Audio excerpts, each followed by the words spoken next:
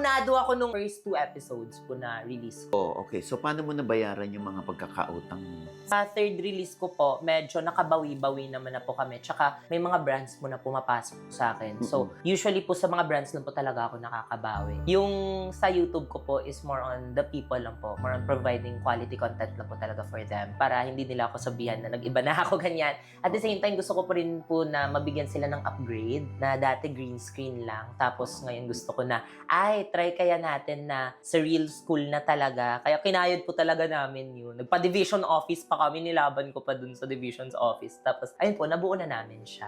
Diyos ko, grabe, no? So, ikaw mismo, parang ikaw yung pinaka-kapitan. Yes! Itong iyong, pagbablog. So, nabayaran mo na ba lahat ng pagkakautang mo? Utang? Ngayon po, still, nagbabayad pa rin po ako ng mga utang. Kasi hindi lang sa akin po yung utang po eh. Pati din sa parents ko, of course, yun itong naging usapan namin sa PBB. At ako, vocal naman po ako na kami talaga, may mga utang talaga kami. Kaya, ayun po, binabayaran po namin now. At yun po yung promise sa sarili ko na gusto ko makapag-ipon na makapag-back to zero na kami. Kasi sobrang hirap po ng puro utang na inaatupag. Gusto ko po talaga na magbagong buhay po talaga. Ano mo naman yan, no? Si Isnir may utang, no? Tapos ang tingin sa'yo ng mga tao, Sobrang yaman. yaman-yaman mo na. Diba?